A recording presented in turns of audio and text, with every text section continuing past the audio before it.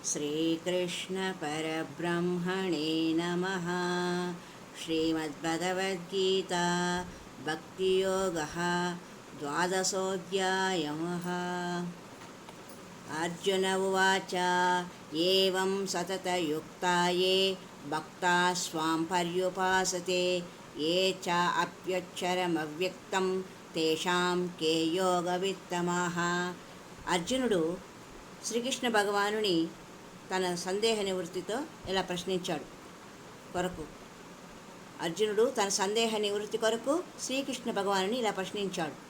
ఇలా నిరంతరము మనసు నీ మీదే నిలిపి నిన్ను భజించే భక్తులు ఉత్తములా, ఇంద్రియాలకు గోచరించని ఆత్మస్వరూపాన్ని ఆరాధించే వాళ్ళు ఉత్తములా.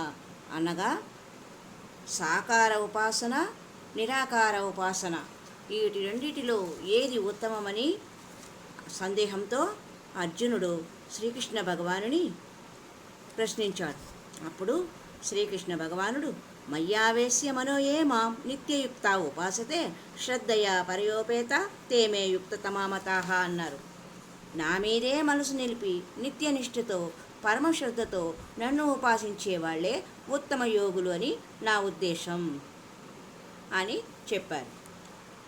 ఈ సందర్భంగా చెబుతూ ఒకసారి నారద మహర్షికి శ్రీకృష్ణ భగవానునికి ఒక సంవాదం జరిగింది.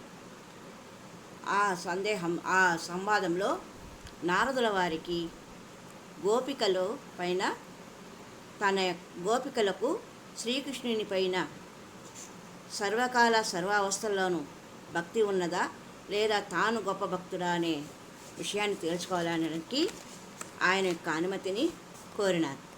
సరే, మీరు వెళ్ళి గోపికల యొక్క అంతరంగాన్ని గ్రహించండి అని శ్రీకృష్ణ భగవానుడు వారికి అనుమతి ఇచ్చారు నారద మహర్షి గోపికల మనసులో శ్రీకృష్ణునికి తప్ప మరొకరికి చోటు ఉందా లేక వేరే ఎవరైనా ఉన్నారా అన్న విషయం తెలుసుకోవడానికి గోకులానికి వెళ్ళారు. గోపికలను పరామర్శించారు.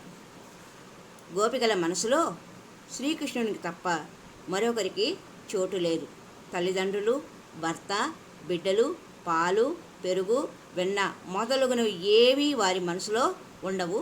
వారి ఆలోచనలన్నీ కృష్ణుని చుట్టూనే తిరుగుతూ ఉంటాయి. వారి మనసు కృష్ణమయం.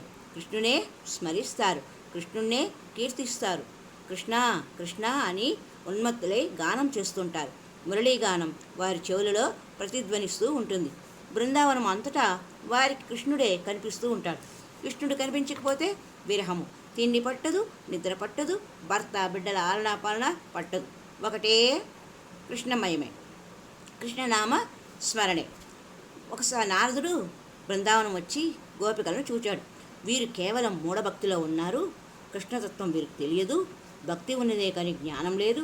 కనుక వీరికి తత్వాన్ని బోధించి జ్ఞానులుగా మారుస్తాను అనుకొని ద్వారకలో కృష్ణుని దర్శించి ఆయనకు తన అభిప్రాయాన్ని చెప్పి గోపికలకు తత్వాన్ని బోధించేందుకు అనుమతి ఇవ్వమని శ్రీకృష్ణుని ప్రార్థించాడు. శ్రీకృష్ణుడు సరే అలాగే చేయమన్నారు. నారద మహర్షి ఎంతో సంతోషంతో ఎగిరి గంతులేసి పరుగున బృందావనానికి వచ్చేశాడు. గోపికలందరినీ ఒక చోటకు రమ్మని కబురు పంపించాడు. అందరూ వచ్చారు.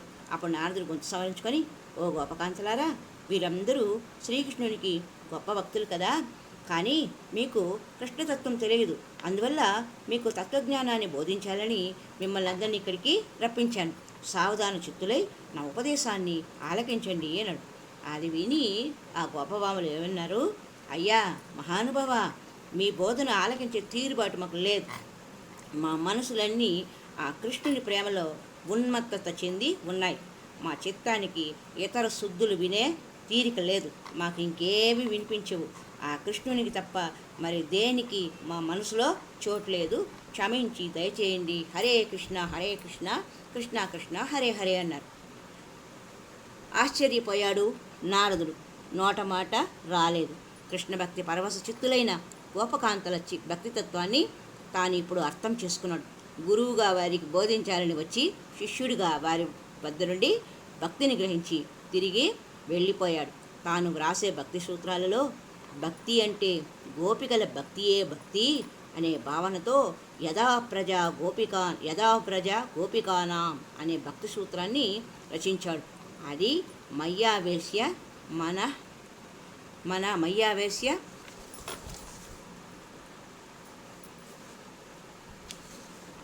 మయ్యావేశ్య మనోయేమాం అన్న పదానికి భగవంతుడు చెప్పిన అర్థానికి గోపకాంతల యొక్క అంతరంగ విశ్లేషణ.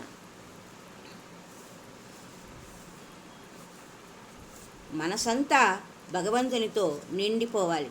మనసులో ఇతర ప్రాపంచిక విషయాలకు భోగాలకు చోటు ఉండరాదు, వాటిపై ఆసక్తి ఉండరాదు అన్న పదానికే శ్రీకృష్ణ భగవానుడు మయ్యావేశ్య మనోయేమా నిత్యయుక్త ఉపాసతే శ్రద్ధయా పరయోపేత తేమే యుక్తతమామత అని ఆ సందర్భంగా శ్లోకానికి అర్థము చెప్పడము జరిగినది.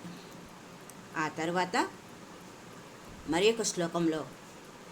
ఒక సంచికలో 3వ శ్లోకము 4వ శ్లోకం యొక్క భావాన్ని విశేషతను తెలుసుకుందాం.